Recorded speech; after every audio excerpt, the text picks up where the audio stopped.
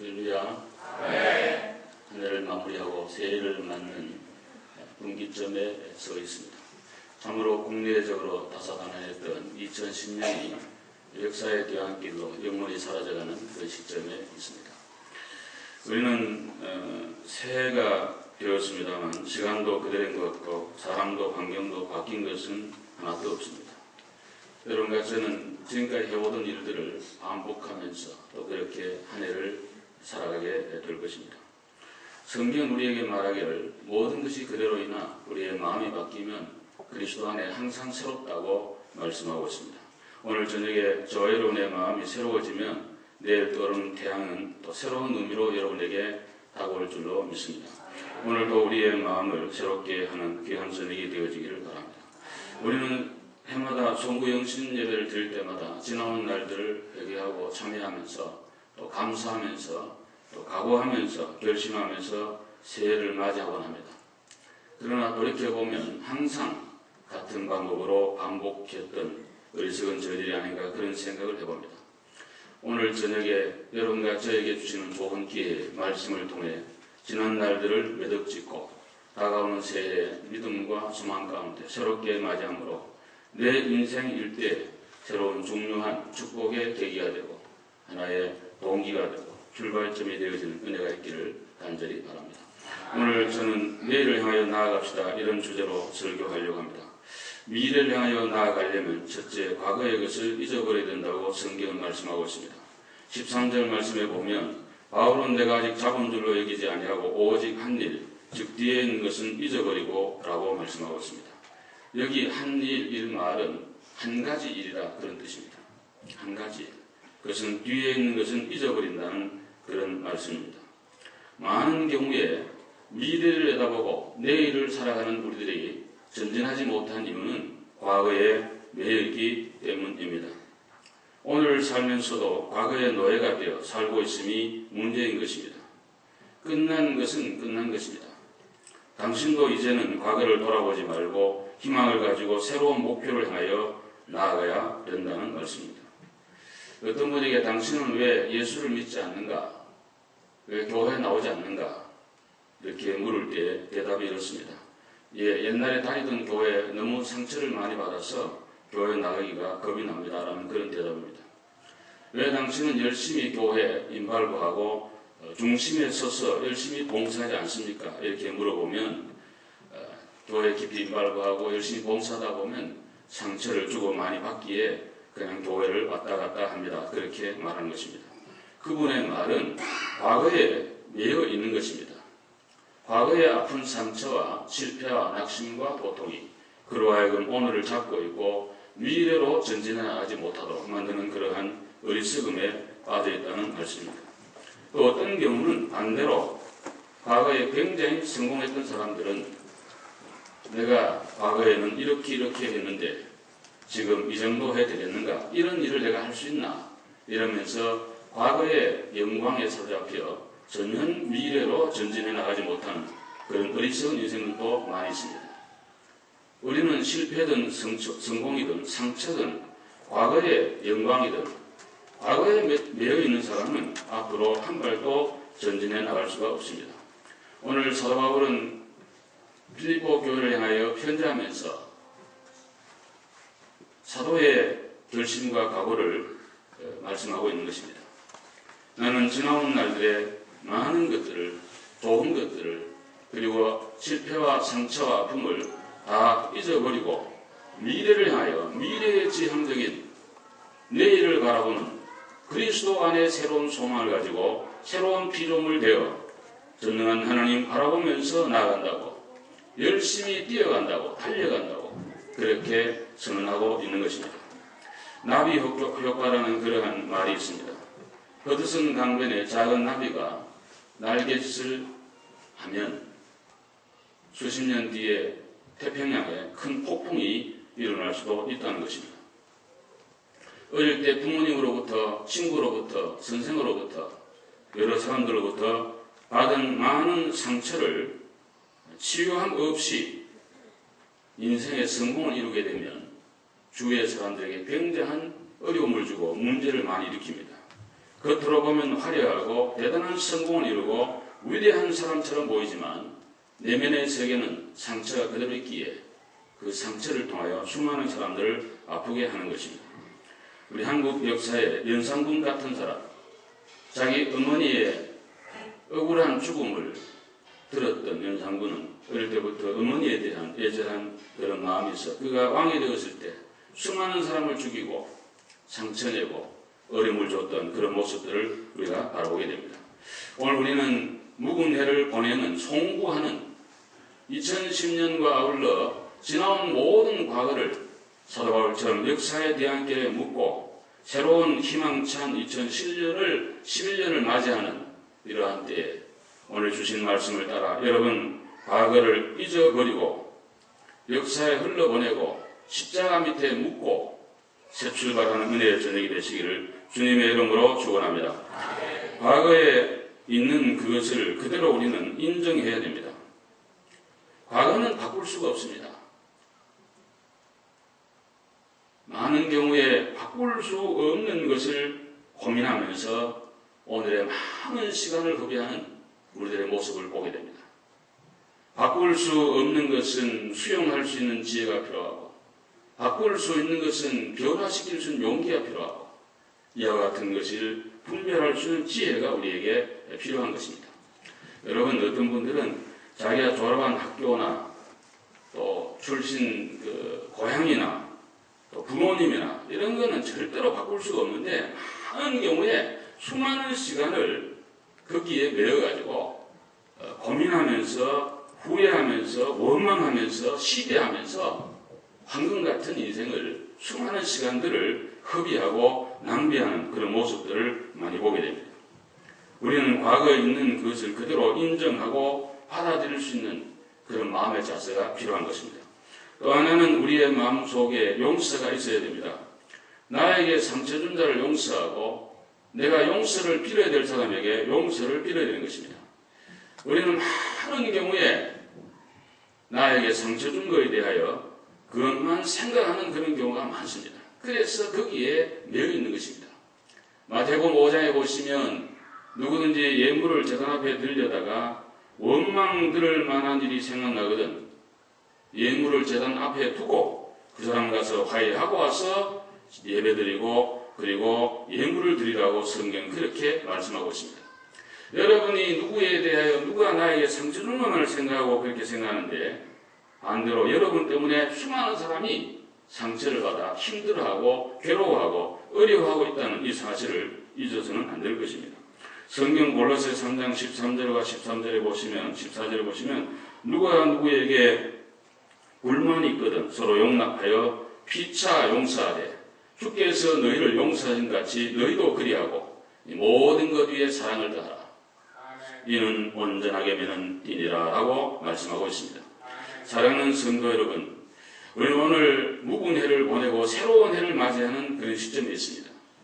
지난날의 성공이든 지난날의 실패였든 수많은 아픔이었든 그 모든 것을 분명히 그리스도 앞에 내려놓고 해결하고 이것이 정돈이 되고 정리가 되어서 새로운 해를 맞이하지 않는 한 저와 여러분은 항상 과거에 매여서 옛날을 끌려다니면서 희망찬 새해를 맞이하지 못하고 축복의 한 해를 맞지 못하고 그렇게 시간을 허비할 가능성이 많습니다.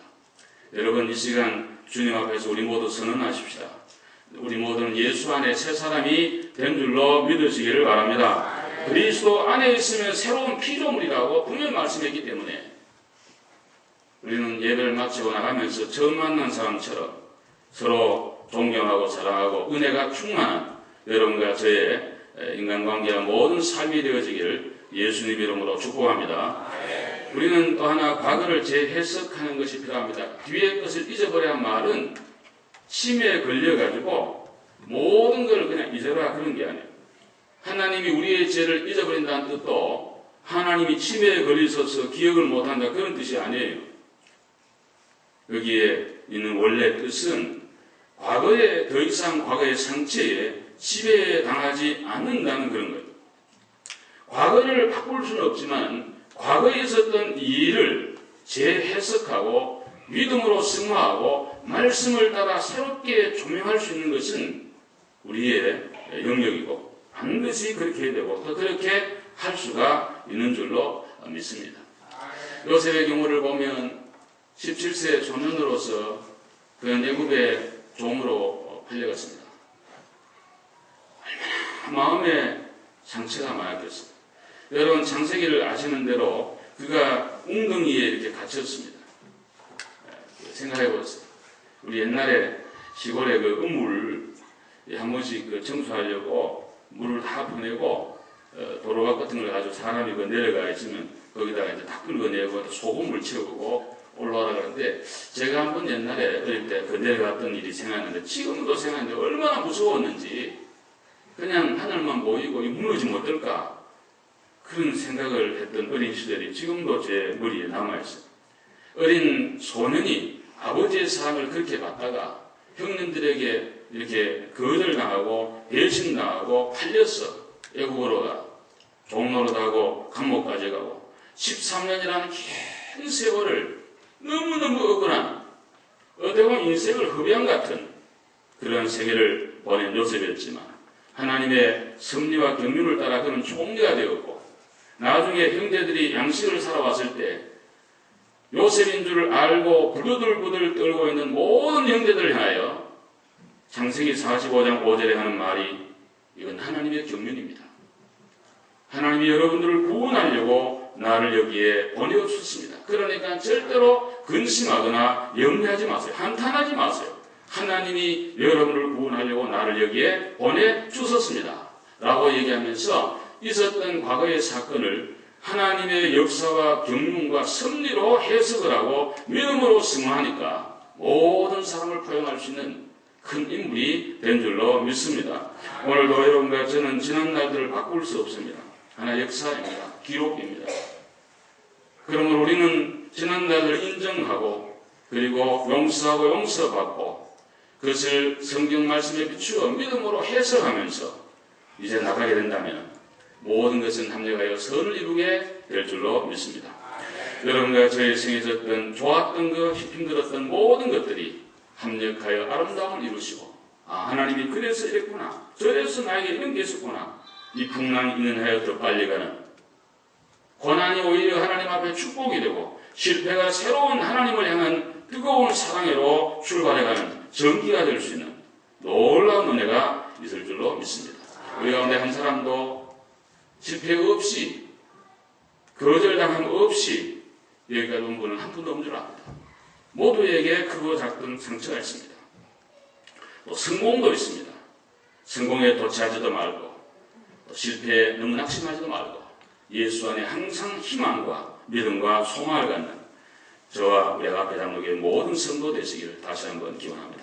그 다음에 그게 두 번째로 이제 우리는 2011년 새해를 맞이했으니 미래로 나아가야 됩니다. 오늘 우리 13절 한번 같이 크게 읽어보겠습니다. 13절 14절 다 같이요. 시작. 형제들아 나는 아직 내가 잡은 줄 여기지 아니하고 오직 한 일 즉 뒤에 있는 것은 잊어버리고 앞에 있는 것을 잡으려고 푯대를 향하여 그리스도 예수 안에서 하나님이 위해서 부르신 부름의 상을 위하여 달려가노라. 아멘. 뒤에 것은 잊고 앞에 것을 잡으려고 예수 바라보고 달려간다는 그런 말씀입니다. 사도 바울은 과거에 자기의 잘난 것, 화려한 가문, 좋은 학벌, 명석한 두뇌, 교회를 핍박하고 욕했던 것, 어린 시절의 여러 가지 일들, 그 모든 것들을 그는 다 내려놓았다고 했습니다. 그리고 예수를 바라보고 천국을 바라보면서 힘있게 앞으로 나아간다고 얘기하고 있습니다. 기독교인은 과거에 살지 않고 내일에 사는 자입니다. 과거의 실패나 성공의 매인자가 아니라 하나님의 인도를 따라 내일의 승리와 성공을 바라보며 나아가는 자들이 바로 그리스도인 것입니다. 우리 예수님은 끝없는 비전의 인물이셨습니다. 제자들을 향하여 지금까지 어떻게 살았느냐 보다는 앞으로 어떤 삶을 살 것인가에 더욱 초점을 맞추면서 말씀을 주신 분이 예수님이십니다. 제자들 늘 동문서답이 많습니다. 예수님이 하시는 질문의 의미를 정확히 몰랐어요. 엉뚱한 소리 많이 했어요. 말귀를 못 알아들은 거예요. 답답한 거죠. 너무너무 실수가 많습니다. 곧 십자가를 져야 되는데 자리 다툼이나 하고 예수를 믿지를 못하고 계속해서 그렇게 주님의 마음을 아프게 했던 분들이 제자들이었습니다. 답답한 노릇이 않을 수가 없습니다. 그런데 우리 주님께서는 이들을 향하여 책망보다는 미래지향적인 천국에 대한 말씀, 세계 선교에 대한 말씀, 많은 비전을 우리 주님은 주신 거예요. 부활하신 다음에도 40일 계신 동안에 제자들 말합니다. 하나님의 나라를 회복하심이 이때입니까? 부활의 주님을 보고도 이 땅의 유토피아를 얘기하고 있고 로마로부터 해방을 얘기하고 있고 이 땅에서의 성공과 행복과 향락만을 얘기하는 이러한 제자들을 향하여 그거는 너희 할 바가 아니고 그건 아버지 권한이 있으니까 하나님 알아서 하실 텐데 너희는 오직 성령이 너희에게 임하면 너희가 권능을 받고 예루살렘과 온 유대와 사마리아와 땅끝까지 이르러 내 증인이 되리라 말씀해 주셨습니다. 한번 아멘 합시다. 아멘. 세계 선교를 말씀하고 있는 거예요. 고귀한 어부들을 데리고 지금 갈릴리 밖에 나가본 적도 없는 사람들, 전혀 세계 선교 비전이 없는 사람들, 캄캄한 사람들, 동문서답한 사람들, 아직도 예수 그리스도가 누구인지 정확히 모르는 이분들을 향하여 예수님께서는 세계 선교의 비전을 말씀하면서 미래지향적이고 창조적인 이 말씀을 주셔서 결국은 성령을 받은 그 제자들은 지중해 물결이 가는 곳곳마다 예수가 부활하셨고 예수가 그리스도요 예수님만이 구원자라고 하는 로마 황제가 주라고 하는 그러한 사상이 팽배한 시대에 정말 맨발로 십자가 복음 하나 들고 나아가서 로마를 무너뜨리고 온 세계 기독교의 세계화에 크게 이분들이 공헌을 하게 된 것입니다. 오늘 여러분과 저는 연약하지만 주님은 오늘 저녁에도 우리에게 큰 비전을 주실 줄로 믿습니다. 여러분과 제가 마음의 생각을 갖고 기도하고 그렇게 나아가면 반드시 여러분과 저를 통해서 하나님의 큰 영광이 외갑의 재단을 통하여 이루어지게 될 줄로 믿습니다. 이건 우리의 믿음인 것입니다. 할렐루야. 국가나 사회나 단체나 기업이나 과거 지향적이 되면 절대로 발전이 없습니다.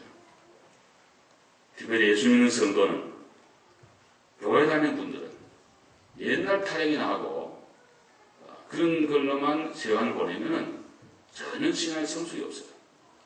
우리는 언제나 미래를 말해야 될 줄 믿습니다. 천국을 말해야 될 줄 믿습니다. 그리고 하나님이 이루실 수많은 세계를 이야기하고 바라보는 믿음의 눈이 여러분에게 있기를 주의 이름으로 축복합니다. 할렐루야. 2차 대전 후에 가스 챔버에서 살아난 유대인 할아버지가 가족을 다 모아놓고 이런 유명한 얘기를 남겼습니다. 독일인을 지금 이 순간부터 우리가 용서하고 그 어떤 악한 감정도 품지 말자. 이건 독일인을 위해서 그런 것이 아니라 우리 자신을 위해서다. 우리의 미래는 남을 미워하는 감정을 품고 살기엔 너무나 아름답고 소중하다고 그렇게 말씀을 했습니다. 여러분 생각해 보십시오. 600만 명이나 죽었습니다. 예루살렘에 가면 그 가스 챔버에서 죽었던 수많은 사람들의 얘기를 정리하는 박물관이 있습니다. 워싱턴에도 가면은 백악관 맞은편에 박물관이 있습니다. 여러분 다 한 번씩 가본 줄 압니다만 지금 가보면 그 비디오도 보여주고 옷도 입고 이러는데 정말 난 유대인이 아니지만 인간이 이럴 수가 있나 할 정도로 가슴에 분노 같은 거 치밀는 것을 나도 모르게 느껴본 적이 있습니다. 그러나 그들은 지혜로운 분들입니다. 과거의 역사는 과거로 그리고 잊어버리고 용서하고 미래지향적으로 열심히 해서 오늘의 세계에 드러나지 않지만 모든 면에 주도하고 있는 그런 민족이 된 것이 바로 유대인들인 것입니다. 사랑하는 여러분, 우리 한국 민족은 좋은 점이 참 많습니다. 중국인, 한국인, 일본이라는 그런 김문학 씨가 쓴 진원세라는 우리 중국말로 그렇게 있는 분이 쓴 책을 읽어보게 되면은 중국 사람들이 물론 대륙이고 크고 대단한 그런 사상을 가진 사람들이지만 부족한 점이 또 많고 일본 사람들 섬세하고 이효령 교수가 말한 것처럼 축소지향형으로 나가는 그래서 중국의 큰 부채를 주일부채로 만들고 중국의 큰 밥상을 도시락으로 만들어버리고 미국의 큰 라디오를 소형 라디오로 만든, 그래서 세계에서 이 축소해 나가는데 아주 귀재가 바로 일본 사람들.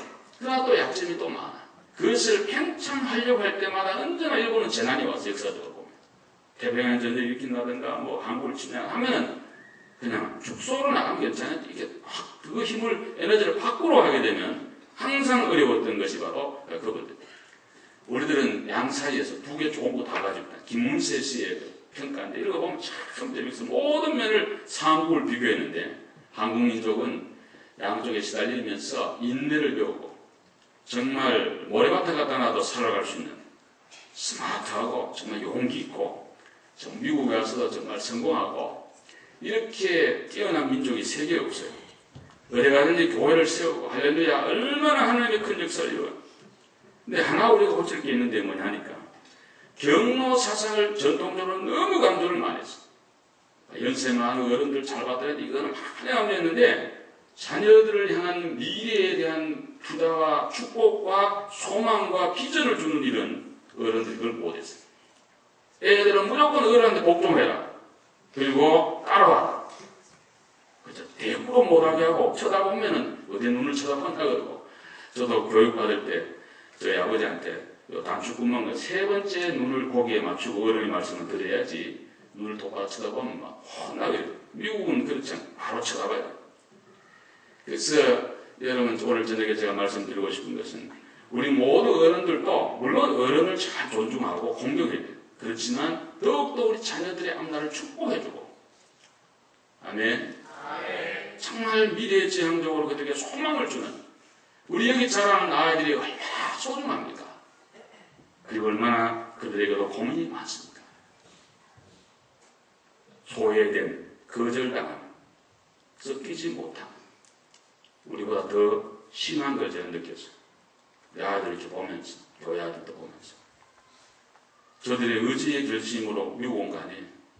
여러분이 와서 따라온 거고 여기에서 태어난 거다. 하나님의 큰 경륜과 승리가 있는 줄 알고 우리 자녀들을 마음껏 축복하시고 비전을 주시고 꿈을 주시고 소망을 주시기를 정말 간절히 제가 부탁을 드립니다. 절대로 아이들 보고 함부로 말하지 마세요. 말씀다듬어 주시기를 바랍니다. 잘 될 거라고 얘기해 주시기 바랍니다. 할렐루야. 그러면 하나님께서 그 말한 대로 그렇게 은혜와 복을 주실 줄로 믿습니다. 세 번째로 그러면 구체적으로 어떻게 우리가 미래지향적으로 살 것인가 몇 가지 말씀을 드려갑니다. 이 다가온 새해를 예수 그리스도를 바라보고 살아야 될 줄 믿습니다. 한번 따라합시다. 예수 그리스도를 바라보고 삽시다. 예수 그리스도는 어제나 오늘이나 영원토록 동일한 분이라고 말씀하고 있습니다. 이 바라봄의 법칙이 중요해요. 사람은 누구를 바라보느냐? 내가 함께 되는 거예요. 바라보는 거예요. 나이 40이 되면 자기 얼굴에 책임을 지라고 얘기를 하고 있는데 여러분과 제 얼굴을 거울에 비추어서 아무도 없을 때 표정 관리하지 말고 자연 있는 그대로 거울에 비추었을 때 내 얼굴이 어떤 모습인가? 예수의 영상이 조금이라도 있는가?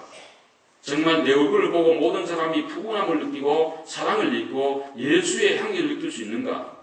평생을 예수를 바라보고 산다면 예수님을 좀 닮아야 돼. 그분의 겸손 그리고 온유함 모든 사람을 포용하는 그런 마음들 이 한 해에 우리 모두가 주님을 바라보고 그렇게 살아갑시다. 사람을 바라보면 반드시 실망합니다. 산과 사람은 멀리서 볼수록 좋다 그래요. 제가 오래전에 6, 7년 전에 후지산을 올라간 적이 있습니다. 우리 도쿄 이렇게 비행기 타고 내릴 때 후지산이 너무 아름다워. 산이 그냥 눈이 이렇게 그림에도 좋잖아요. 근데 2,400m까지 버스 타고 가고 거기서 옷을 갈아입고는 이제 올라가야 되는데 2,400m 후지산 올라가면 거기 조그만 우동집이 하나 있고 이렇게 옷도 갈아입도록 김현들한테 거기서부터 보면 얼마나 산이 뭐랄까 흙으로 또 시커먼지 온 몸에 그냥 그게 오기 때문에 장화 같은 걸 신고 올라가다 그렇게 되어 있어요. 멀리서 보면 좋은데 가까이 보면 그래요.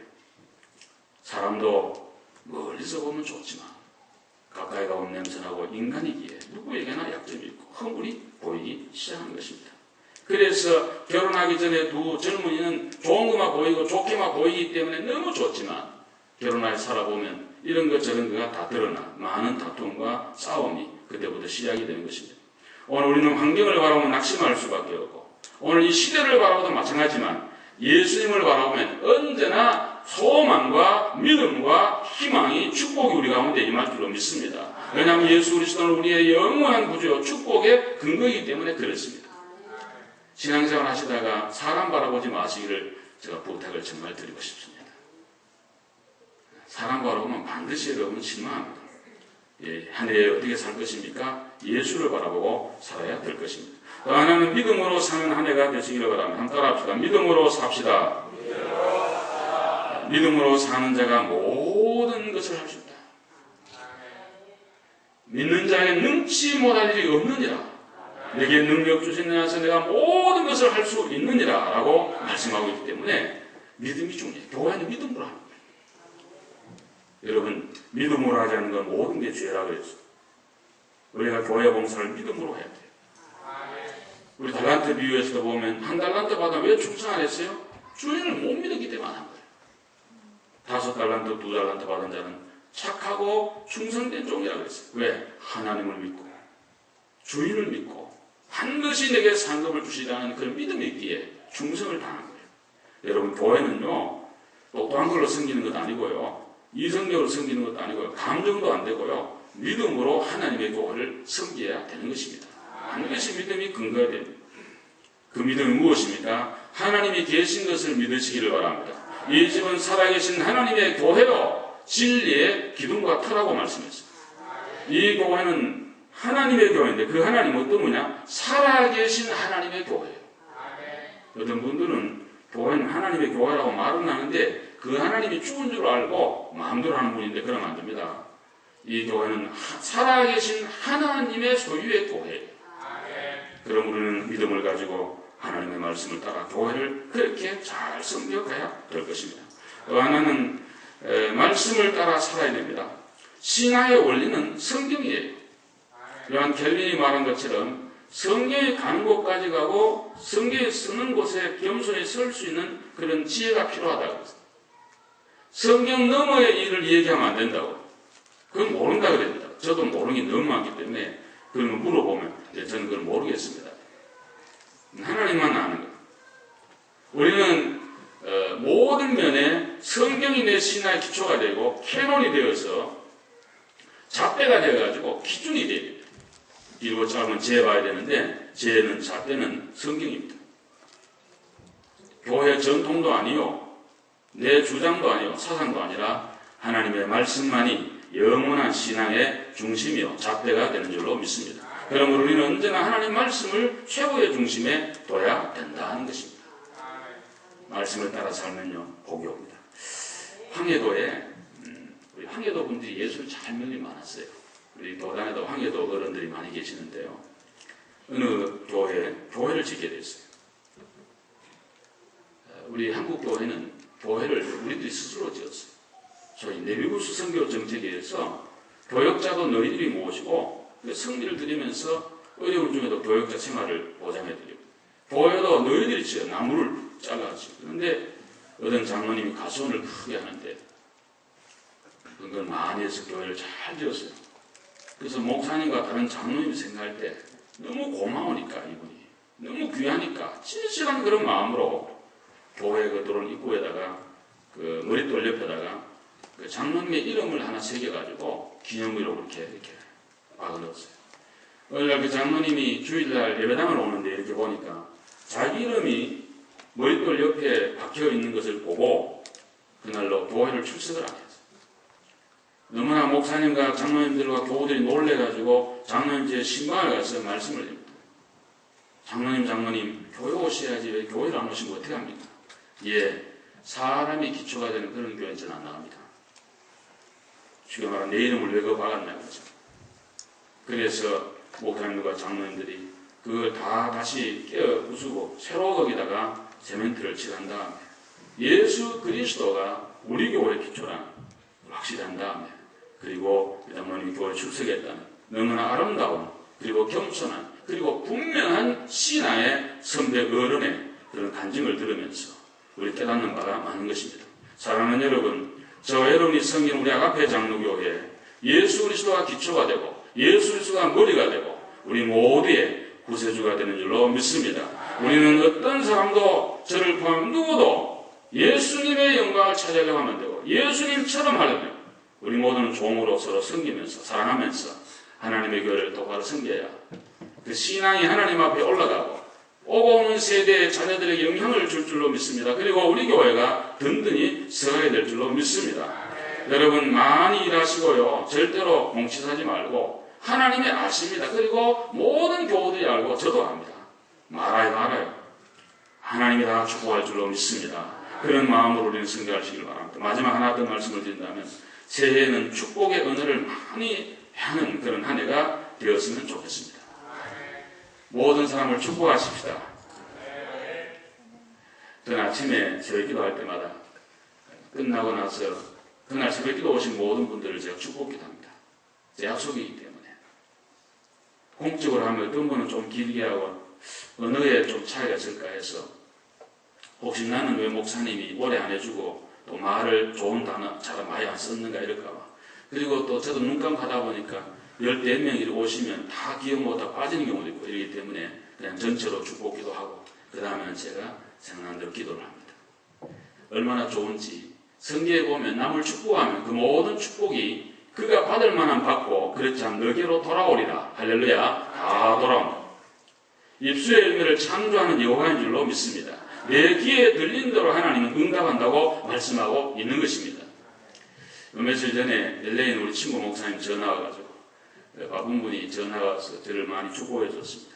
김 목사님 2011년도에는 가정적으로 교회적으로 크게 하나님이 축복할 줄로 믿습니다. 잘 되기를 바랍니다. 이러면서 축복의 말씀을 주셔서 너무 기분이 좋았습니다. 하루 종일 기분이 좋았습니다. 아멘. 그리고 제가 오래전에 개인 얘기는 미안합니다만 오래전에 우리 아이가 고등학교 2학년 때에 수련회에 가가지고 그로리에 갔다가 은혜를 받고 오토콜 강단에 나와서 이제 헌신할 사람 나와라. 앞으로 풀타임으로 선교사나 목사 될 사람 나오라니까 그 만 아이 중 우리 아이 하나만 일어났습니다. 그래서 존경하는 선배 목사님께서 나오라 그래가지고 모든 목사님들 한 10여 명의 목사님들이 서서 우리 아들을 축복을 했습니다. 얼마나 축복이 쏟아지는지 오늘 이 시대에 빌리그람이 되게 해달라고 그러고 그냥 조나단 에드워드 같이 되라 그런데 제가 아버지로서 저도 목사원을 축복하지만 다른 목사님이 진심으로 우리 아이를 축복하는 걸 너무 감동을 제가 먹었어요. 정말. 내려와서 제가 대원에 모시고 냉면 한 그릇을 사준 그런 일이 생각이 납니다. 얼마나 지금도 남아요. 저도 축복을 하죠. 그렇지만 다른 사람이 다른 목사님이 특별히 우리 자녀들을 축복해 줄 때 얼마나 고마운지 늘 그 마음에 제가 아멘. 여러분의 자녀들을 마음껏 축복하시고 특별히 교회에 오는 모든 아이들을 축복해 주시기를 바라고 여러분이 이 한 해에는 우리 모두가 약속합시다. 하나님 앞에 남의 험담은 금물입니다. 교회를 욕되게 하는 그런 말은 입 밖에 내지 말고 다 하나님께 영광 돌리고 남을 축복하고 우리 교회는 잘 될 줄로 믿습니다. 하나님이 축복할 줄로 믿습니다. 세계의 선교에 이바지하는 그러한 귀한 교회가 될 줄로 믿습니다라고. 교회는 말로 되고 말로 안 되는 것입니다. 우리 교회 앞날은 여러분의 언어에 달려 있습니다. 여러분 어떤 말을 하고 있느냐에 따라 그것이 여러분의 누에 꽃이처럼 집이 되어서 여러분의 인생을 지어가는 것입니다. 안 된다, 못한다, 나쁘다 그러면 평생 그런 것입니다. 잘 된다, 할 수 있다, 해보자. 하나님 축복하실 줄로 믿습니다. 이렇게 하면서 나아가면 반드시 뒤돌아보면 그렇게 되어 있는 줄로 믿습니다. 한 말씀만 더 드리고 기도하겠습니다. 제 친구 목사님 가운데 한 분이 김수훈 목사님이라고 계셨습니다. 서울 안디옥 교회를 목회하시는 목사님. 저랑 같이 공부를 했는데요. 구파발 쪽에 기도원 밑에 조그마한 움막 같은 집에 살았습니다. 한 번은 제가 김 목사님께서 자기 집 오라 그래서 한번 간 적이 있습니다. 산에 올라가는데 집에 들어가지 않고 그 서서 밑에 동네를 가요. 오늘은 한국을, 내일은 세계를 그러니까 동네 사람들이 저 미친 사람 또 나왔구나. 움막집에 살면서 오늘은 한국을 복음하고 내일은 세계를 그러면서 막 기도하고 막 외쳤어요. 기도 많이 하는 목사님이세요. 그런데 세월이 많이 지난 뒤에 제가 그 교회가 설교한 일이 있습니다. 제가 자유중부 있을 때 가보니까 이분이 젊은 나이에 세계를 가장 많이 다닌 분이고 한국 전체 부흥사연합회 초교파적인 거기에 회장을 하고 계시다. 난 너무 놀랐어. 이야, 정말 무명의 사람이요, 촌사람이요, 아무것도 없는 사람인데 그 언어가 밤낮으로 오늘은 한국을, 내일은 세계를 기도의 제목이 되어 하나님이 그 말한 대로 하나님이 축복해 주신 줄로 믿습니다. 여러분과 저는 이 한 해 그렇게 우리 모두가 살아가시길 바랍니다. 희망찬 2011년 새해 아침이 밝았습니다. 그동안 어렵고 힘들었던 모든 것 다 하나님 앞에 늘어놓고 더 이상 과거 나를 지배하거나 이끌고 가는 인생이 아니라 예수 안에 새로운 피조물 되어 미래로 나아가는 여러분 되시기를 바랍니다. 힘차게 그리고 찬란하게 떠오르는 태양처럼 의의 태양이신 예수 그리스도를 바라보고 행복과 승리하는 주 2012년 복된 한 해가 되시기를 예수님 이름으로 간절히 축복합니다. 기도하겠습니다.